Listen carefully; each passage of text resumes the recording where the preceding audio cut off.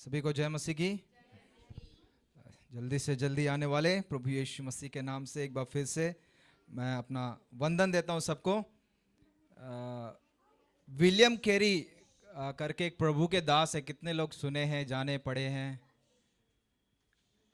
एक इंग्लैंड नामक देश है, वहाँ से 16वीं 17वीं शताब्दी में आए हुए एक 19वीं शताब्दी में आए हुए एक प्रभु के दास थे। तो उनके द्वारा कहा गया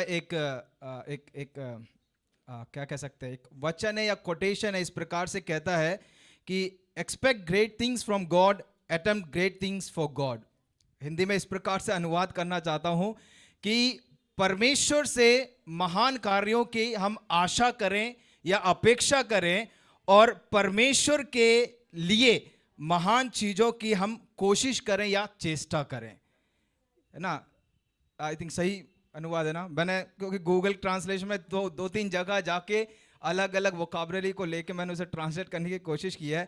तो इंग्लिश में इस प्रकार है कि expect great things from God, attempt great things for God, है ना। तो परमेश्वर से क्या है, परमेश्वर से हमें महान चीजों का क्या करना है, अपेक्षा करना है, उम्मीद करनी है, आशा करनी है, और कोई सिनोनिम्स वोकैबुलरीज है ना। और हमें क्या है, परमेश्वर के लिए महान चीजों का क्या करना है, कोशिश करना है, प्रयास करना है, चेष्टा करना है। हालेलुया।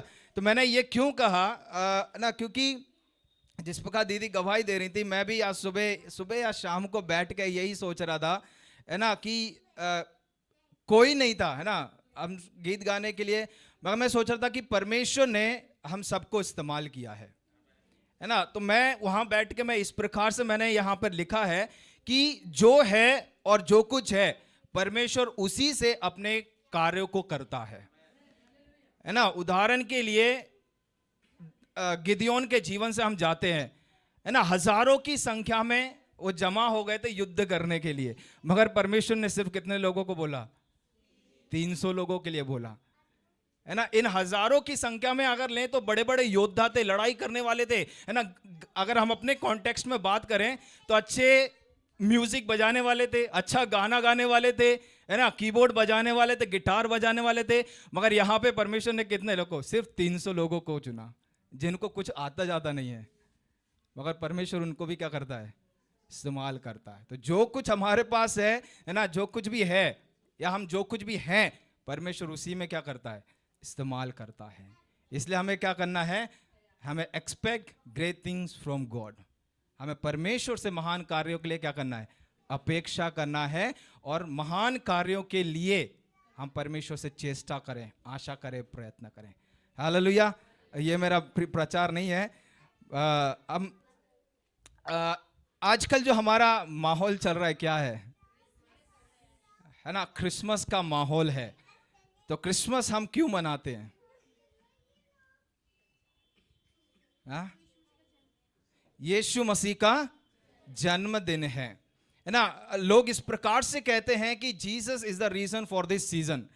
इस समय का जो काल, इस समय जो समय चल रहा है, उसके लिए कौन कारण है, यीशु मसीह कारण है ना। तो कल से, आई थिंक कल शाम से मेरे मन में यह प्रश्न चल रहा है कि यीशु मसीह ने जन्म क्यों लिया,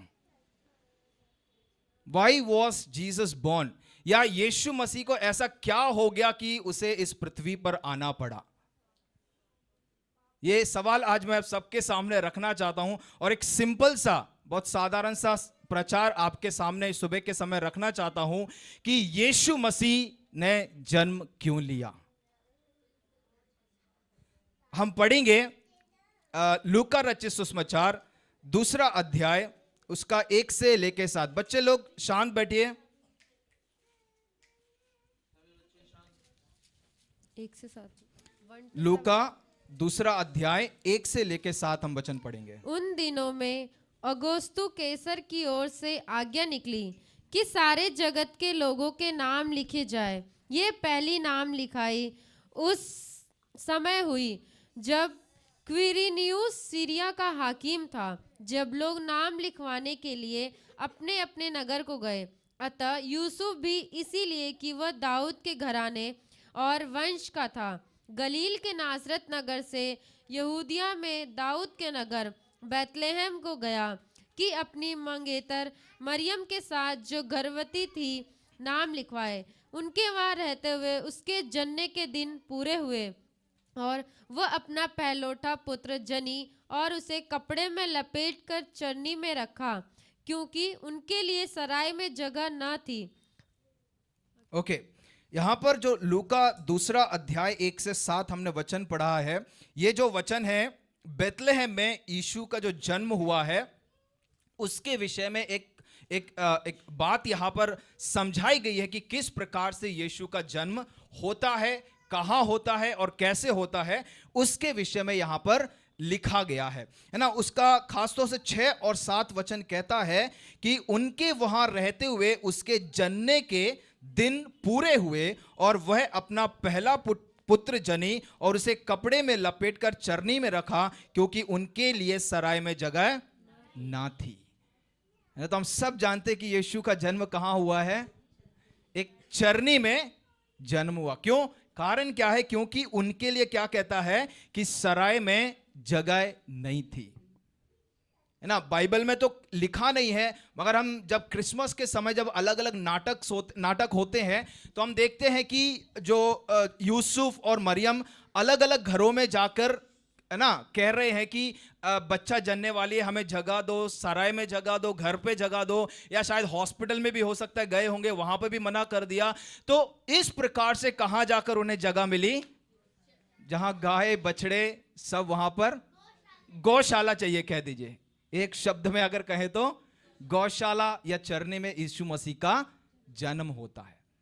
तो मेरे प्रश्न पर वापस आएंगे कि यीशु मसीह ने जन्म क्यों लिया,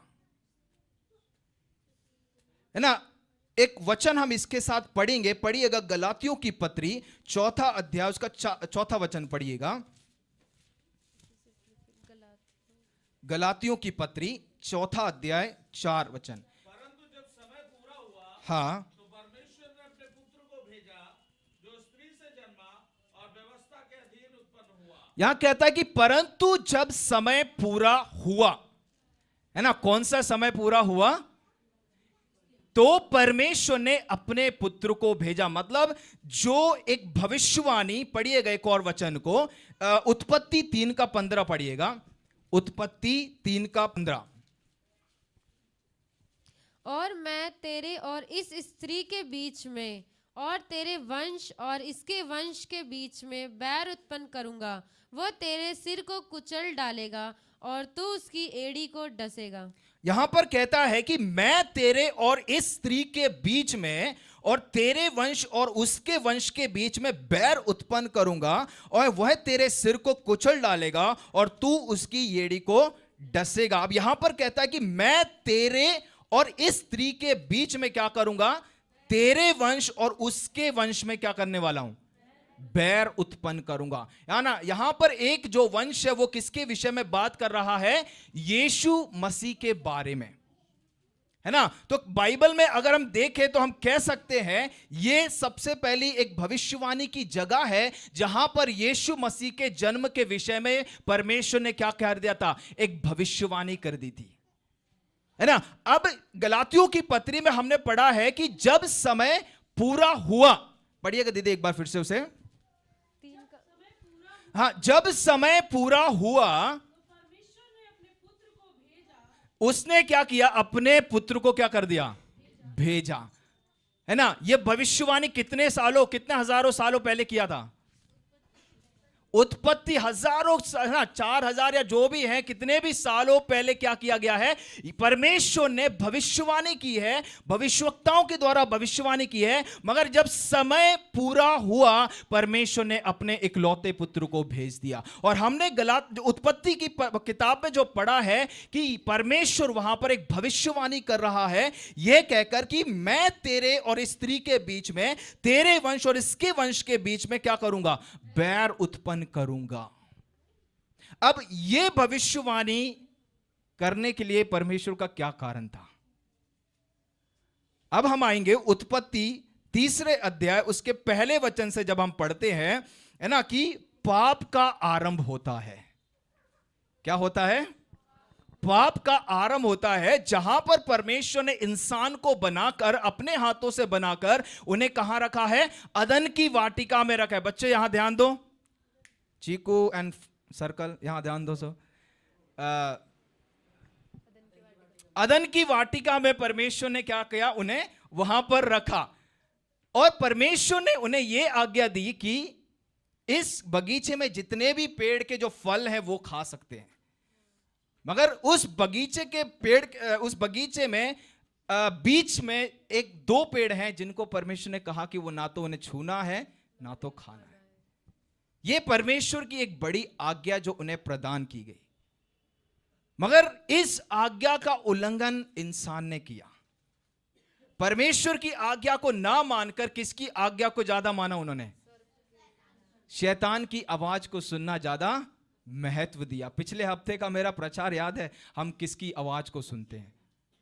पिछले संडे नहीं, बुधवार को जो बाइबल स्टडी हुई थी, है ना, जब हम वो जो झरने का जो पानी है आवाज करता है, वाटरफॉल का, है ना, परमेश्वर यीशु मसीह की जो शब्द की आवाज थी, उस जल की धारा के समान जो थी, उसके समान, है ना। तो मैं वहां पर यह आपको समझाने की कोशिश कर रहा था कि हम इतनी सारी आवाजों के बीच में क्या हम परमेश्वर की आवाज को सुन पाते हैं?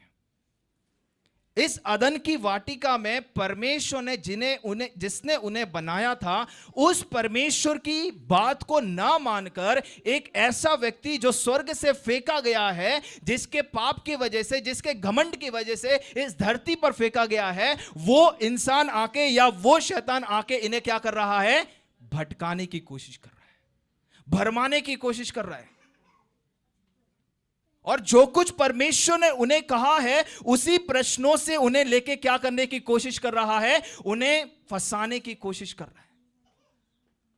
आज भी हम जब इस दुनिया में रहते हैं, जब हम एक आत्मिक लड़ाई में हैं, एक आत्मिक जीवन हम जी रहे हैं, हमारे सामने भी परमेश्वर की आवाज तो है, मगर उसके अलावा एक शैतान की आवाज भी हमारे जीवनों में कई बार गूंजती है। मगर प्रश्न यही है कि हम किसकी आवाज को सुनना पसंद करते हैं? हम किसकी आवाज को सुनना हम चुनाव करते हैं? हम किसकी आवाज के पीछे चलना चाहते हैं? हम किसकी आवाज को सुनकर उसकी आज्ञा को मानना चाहते हैं? जैसे मैं प्रश्न पूछ रहा हूं कि परमेश्वर ने यहां पर यीशु मसीह के विषय में भविष्यवाणी की है, ये इस भविष्यवाणी के पीछे कारण क्या था? ये कारण है कि मनुष्य ने क्या किया? परमेश्वर की आज्ञा का उल्लंघन करके परमेश्वर से दूर हो गए, परमेश्वर की संगति से दूर हो गए, परमेश्वर की महिमा से रहित हो गए और परमेश्वर से बिल्कुल दूर हो गए, अलग हो गए। यह कारण था कि परमेश्वर ने क्या किया? भविष्यवाणी की कि मैं अपने पुत्र को भेजूंगा। पिछले हफ्ते में एक बात आपको मैं समझाने की कोशिश कर रहा था कि यीशु मसीह जब उस लॉर्ड सपर के सामने जब बैठता, मेज के सामने बैठता है ना, यीशु मसीह ने अपने चेलों को रोटी तोड़कर, है ना, यही कहा कि टेक एंड ईट, ये लो और खाओ। और उसी के साथ मैंने आपको समझाने की कोशिश की थी कि यही बात को हव्वा ने, है ना, जब वो शैतान के उसमें बातों में फंस गई, हव्वा ने भी क्या किया? शी टुक एंड एट, उसने भी लिया और क्या किया? खा लिया। तो ये टुक एंड ईट, ये कारण बन गया कि यीशु मसीह ने अपने शरीर को तोड़ा, यीशु मसीह इस दुनिया में आया, और यही एक कारण है कि यीशु मसीह इस दुनिया में पैदा हुआ। यही कारण है कि यीशु मसीह ने इस दुनिया में जन्म लिया कि वो हमें पापों से बचा सके। हालेलुया। जिस आदम और हवा ने परमेश्वर की आज्ञा का उल्लंघन करके परमेश्वर से जब दूर हो गए, परमेश्वर की संगति से दूर हो गए, परमेश्वर की आज्ञा का उल्लंघन करके जब वो परमेश्वर से दूर चले गए, अपने आप को बचाने की कोशिश की, तब परमेश्वर ने अपने एक लौते पुत्र के विषय में यहां पर कहा है। पढ़िएगा एक और वचन, इब्रानियों की पत्री 9 अध्याय उसका 22 वचन पढ़िएगा। इब्रानियों की पत्री 9 अध्याय उसका 22, Hebrews chapter 9 verse 22। सच तो यह है कि हाँ, व्यवस्था के अनुसार प्राय सब वस्तुएं लहू के द्वारा शुद्ध की जाती है, और बिना लहू बहाए पापों की क्षमा नहीं।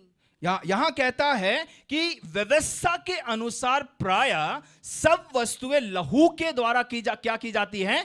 शुद्ध की जाती हैं, और बिना लहू बहाए क्षमा नहीं मिलती है ना। पुराने नियम में जब आप जाएंगे, जब परमेश्वर ने इस्राएलियों को इस बलिदान के विषय में जब आज्ञाएं व्यवस्थाएं दी थी, तो परमेश्वर ने बलिदान से करने से पहले क्या कहा था कि वो सब वस्तुओं को क्या करें? लहू से शुद्ध करें, है ना। वहां पर 2 बछड़ों को रखा जाता था।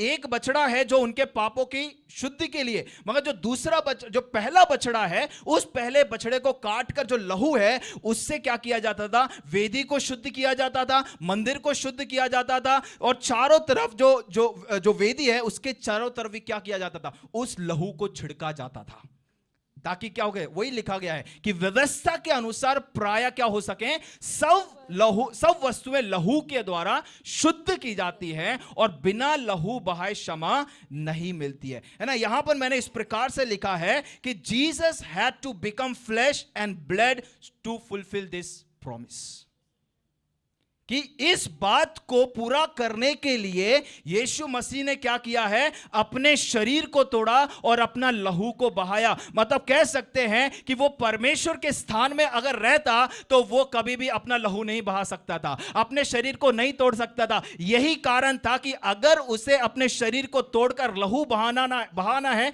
हम जैसे लोगों के लिए, तो उसे इस दुनिया में आना जरूरी है। यही कारण है कि यीशु मसीह ने जन्म लिया।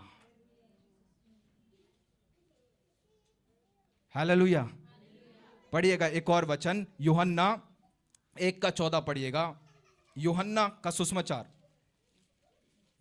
सुसमाचार 1:14 पढ़िएगा। और वचन देधारी हुआ, हाँ, वचन देधारी हुआ और अनुग्रह और सच्चाई से परिपूर्ण होकर हाँ, हमारे बीच में डेरा किया। आमीन। और हमने उसकी ऐसी महिमा देखी जैसे पिता के इकलौते की महिमा। यहां पर कहता है कि वचन क्या हो गया? देहधारी हो गया, और अनुग्रह और सच्चाई से परिपूर्ण होकर हमारे बीच में क्या किया? उसने डेरा किया। जो यीशु मसीह जो परमेश्वर था, जो स्वर्ग में अपनी महिमा को सब छोड़कर उसने क्या किया? इस धरती पर आकर हमारे जैसे लोगों के बीच में रहकर, हम जैसे बनकर उसने इस दुनिया में रहा, और क्या किया? अपना लहू हमारे लिए बहाया, अपना शरीर हमारे लिए तोड़ा, है ना। जो मैं बता रहा था कि एक चुनाव जो उस हवा ने किया कि शी टुक एंड एट, उसने लिया और उसने खाया, उस एक चुनाव की वजह से क्या हुआ? परमेश्वर को खुद इंसान बनकर इस दुनिया में आना पड़ा। यही कारण है कि यीशु मसीह ने क्या किया? इस दुनिया में जन्म लिया है। ये सारी बातें हम कह सकते हैं कि यीशु मसीह को इस दुनिया में आकर हम जैसे इंसानों के समान बनकर इस दुनिया में रहकर अपनी जान को देने के लिए मजबूर किया, और कोई कारण नहीं है, क्योंकि परमेश्वर आप जैसे हम जैसे लोगों को छोड़ना नहीं चाहता है, क्योंकि हम उसकी सृष्टि हैं, हम उसके बनाए हुए लोग हैं। जब आदम और हव्वा ने पाप किया, अपने आप को बचाने की कोशिश की, परमेश्वर से छुपने की कोशिश की, परमेश्वर से दूर भागने की कोशिश की, मगर परमेश्वर के विषय में हम क्या देखते हैं? एक सबसे अच्छी बात कि परमेश्वर उनको ढूंढता हुआ वहां गया कि हे मनुष्य तू कहां है। आज भी वो ढूंढता है कि हे मनुष्य तू कहां है। आज भी वो हमसे प्रेम करता है, आज भी अपने अनुग्रह को हम पर दिखाता है आज। और यही कारण है कि यीशु मसीह ने इस दुनिया में जन्म लिया। हालेलुया। 1-2 वचनों को और हम पढ़ेंगे। मत्ती 1:21 पढ़िएगा। मत्ती 1:21 आप लोग लिख भी सकते हैं जो लिख रहे हैं इन वचनों को, और हम पढ़ेंगे भी यहां पर। मत्ती 1:21। वह पुत्र जनेगी और तो उसका नाम यीशु रखना, क्योंकि वह अपने लोगों का उनके पापों से उद्धार करेगा। वह पुत्र को जनेगी और उसका नाम क्या रखना? यीशु रखना, क्योंकि वो क्या करने वाला है? अपने लोगों को उनके पापों से क्या करेगा? उद्धार करेगा, उन्हें बचाएगा, उन्हें रिडीम करेगा, उन्हें छुटकारा देगा, है ना। केवल यीशु मसीह का लहू है जो हमें अपने पापों से शुद्ध करता है, हमें अपने पापों से बचाता है, और यही कारण है कि यीशु मसीह ने इस दुनिया में जन्म लिया।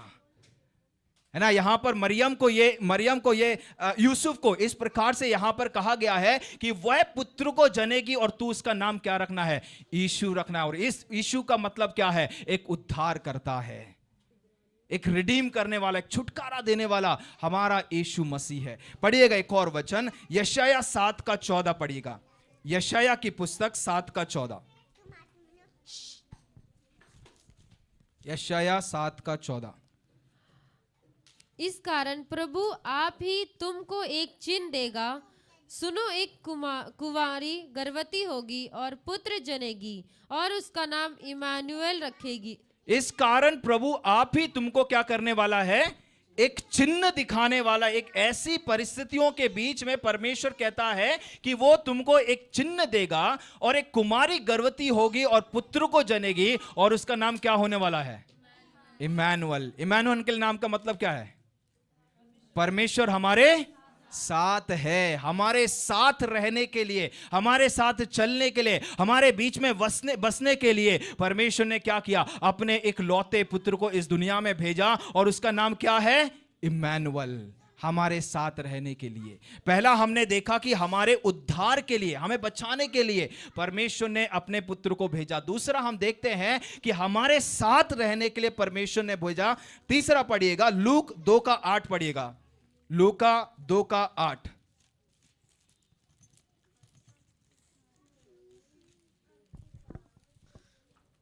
और उस देश में कितने गडरिये थे जो रात को मैदान में रहकर अपने झुंड का पहरा देते थे। आगे पढ़िएगा। और प्रभु का एक दूत उनके पास आ खड़ा हुआ और प्रभु का तेज उनके चारों ओर चमका और वे बहुत डर गए। तब स्वर्गदूत ने उनसे कहा, मत डरो, क्योंकि देखो मैं तुम्हें बड़े आनंद का सुसमाचार सुनाता हूँ जो सब लोगों के लिए होगा। यहां कहता है 10वें वचन में कि मैं तुम्हें क्या करने वाला हूं, बड़े आनंद का सुसमाचार सुनाता हूं जो सब लोगों के लिए है ना। कौन सा समाचार है, आनंद। एक आनंद देने वाला, एक हर्ष देने वाला, एक आशा देने वाला, एक उनकी परिस्थितियों में कार्य करने वाला एक समाचार को स्वर्गदूत किसके पास लेके आया, इन गडरियों के पास लेके आया जो अपनी भेड़ों की क्या कर रहे थे, रखवाली कर रहे थे, है ना। जो उस समय अगर उनके संदर्भ में देखा जाए तो वो भी एक मसीहा का क्या कर रहे थे, इंतजार कर रहे थे कि कोई आकर उन्हें बचाए, कोई आकर उन्हें छुड़ाए, कोई आकर उन्हें हर्ष आनंद से भर दे। और यहां पर एक स्वर्गदूत आकर कहता है कि तुम्हें बड़े आनंद का सुसमाचार सुनाता हूं जो सब लोगों के लिए है। यह आनंद का सुसमाचार किसके लिए है, किसके लिए है। हम जब तीतुस की पत्री में पढ़ते हैं, हम उसे पढ़ेंगे नहीं, वहां पर कहता है, इंक्लूसिविज्म के बारे में बताता है कि सब लोग उसके अंदर आ जाते हैं उसके अनुग्रह में, और इस आनंद का जो सुसमाचार है सबके लिए है ना। अगर आज हमारे भारत देश की या हमारे समाज के संदर्भ को ले लें, लोग निराशाओं में पड़े हुए हैं, परिवार टूट रहे हैं, लोग आत्महत्या कर रहे हैं, कई चीजें हमारे देश में हो रही हैं, है ना। ये जरूरी है कि उनके पास ये आनंद का सुसमाचार पहुंचने पाए। और यही कारण है कि यीशु मसीह ने क्या किया, इस दुनिया में जन्म लिया। एक और वचन पढ़िएगा, गलातियों 4:5 पढ़िएगा। गलातियों 4:5। ताकि व्यवस्था के अधीनों को मोल लेकर छुड़ा ले और हमको ले पालक होने का पद मिले। ताकि व्यवस्था के अधीनों को मोल लेकर छुड़ा ले और हमको क्या करने पाए, लेपालक होने का पद मिले। इंग्लिश में कहता है जो सनशिप है ना, पुत्र और पुत्री होने का जो अधिकार है वो हमें किससे मिलता है, परमेश्वर। किससे मिलता है, परमेश्वर से मिलता है। इसलिए यूहन्ना 1:12 में जब हम पढ़ेंगे वहां पर कहता है कि जितनों ने विश्वास किया उसने उन्हें अपने पुत्र और पुत्री होने का क्या किया है, अधिकार दिया है ना। इसलिए पत्रियों में पौलुस भी कहता है कि यीशु मसीह हमारे एक बड़े भाई के समान है, हम उसके सब छोटे भाई बहन हैं। मतलब हमें भी वो क्या है, एक लेपालक का एक स्थान हमें परमेश्वर ने दिया है, पुत्र और पुत्री होने का। और ये किसकी वजह से हुआ, परमेश्वर के प्रेम की वजह से, जिसने यीशु मसीह को इस दुनिया में हमारे लिए भेजा है। एक और वचन पढ़िएगा, तीतुस की पत्री 2 अध्याय 14 वचन पढ़िएगा। तितुस, टाइटस चैप्टर 2 वर्स 14। जिसने अपने आप को हमारे लिए दे दिया कि हमें हर प्रकार के अधर्म से छुड़ा ले और शुद्ध करके अपने लिए एक ऐसी जाति बना ले जो भले भले कामों में सरगर्म हो।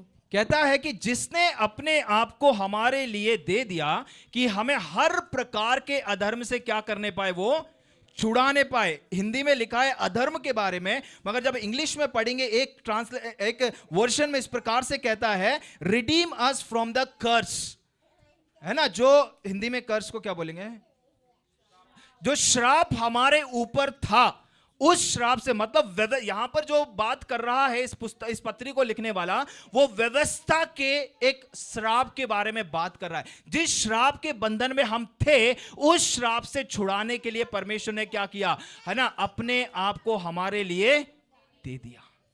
एक और वचन पढ़ के मैं समाप्त करना चाहता हूं। यूहन्ना 14 का 6 पढ़िएगा। यूहन्ना का सुसमाचार 14 का 6। यीशु ने उससे कहा, मार्ग और सत्य और जीवन मैं ही हूँ, बिना मेरे द्वारा कोई पिता के पास नहीं पहुंच सकता। बिना मेरे कोई पिता के पास नहीं पहुंच सकता। तो हमारा जरिया कौन है? कौन है हमारा जरिया परमेश्वर तक पहुंचने के लिए? यीशु मसीह है एक जरिया जिसके द्वारा हम किस तक पहुंच सकते हैं। पुराने नियम में क्या व्यवस्था थी कि मंदिर का 3 भाग हुआ करता था, अति पवित्र स्थान, पवित्र स्थान और आंगन। और आंगन में कौन बैठने वाले थे? हम जैसे लोग, जिनको अन्य जाति, जिनको कोई भी किसी भी प्रकार का एक प्रिविलेज नहीं था कि वो अति पवित्र स्थान में या पवित्र स्थान में जाकर परमेश्वर की आराधना कर सके, अपने पापों की क्षमा मांग सके या परमेश्वर की महिमा कर सके, नहीं था। मगर जब यीशु मसीह ने जब इस दुनिया में जन्म लिया, हमारे लिए इस धरती पर रहा, हमारे लिए जान दिया, हमारे लिए जब क्रूसित हुआ, तो उस मंदिर का पर्दा क्या हुआ? फट गया। और हम जैसे लोगों को यह अवसर है कि हम कभी भी कहीं भी उस दया के सिंहासन के सामने जाकर हम उसे क्या कह सकते हैं? अब्बा पिता पुकार सकते हैं। तो हमारे लिए कारण कौन बना? यीशु मसीह बना, जो कहता है कि मैं ही मार्ग हूं, मैं ही सत्य हूं, मैं ही जीवन हूं, और उसके बिना कोई भी पिता के पास नहीं पहुंच सकता। यही कारण था कि यीशु मसीह ने इस दुनिया में जन्म लिया। हालेलुया। हमें बचाने के लिए, हमें उद्धार देने के लिए, हमारे साथ रहने के लिए, हमें आनंद देने के लिए, हमें वो लेपालक का जो स्थान है वो देने के लिए, हमें श्राप से छुड़ाने के लिए और हमें पिता तक पहुंचाने के लिए यीशु मसीह इस दुनिया में 2000 साल पहले आया। जो पाप आदम और हव्वा ने शुरू किया, जिसके कारण पाप इस दुनिया में आया, उस पाप से छुड़ाने के लिए यीशु मसीह को आना ही पड़ा इस दुनिया में कि हम जैसे लोगों को बचा सके, एक अनंत जीवन उस यीशु के द्वारा हमें मिल सके और हम पिता के साथ हमेशा हमेशा के लिए हम रह सके। हालेलुया। तो यीशु मसीह ने जन्म लिया, मगर वो दोबारा आने वाला है, जन्म लेने के लिए नहीं, मगर हमें ले जाने के लिए।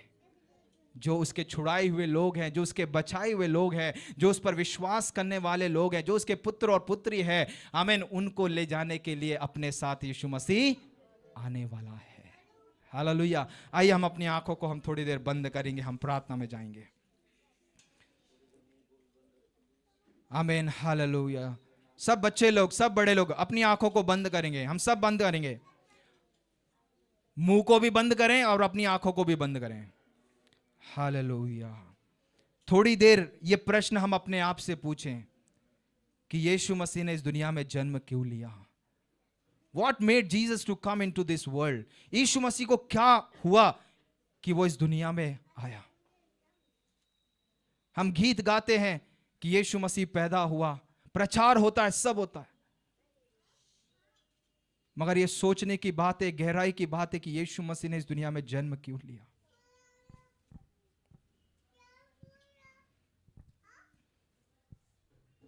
हम जो पापी थे, हम जो नरक की ओर जा रहे थे, मृत्यु के बंधन में पड़े हुए थे, श्राप के बंधन में पड़े हुए थे, उसे छुड़ाने के लिए यीशु मसीह इस दुनिया में आया।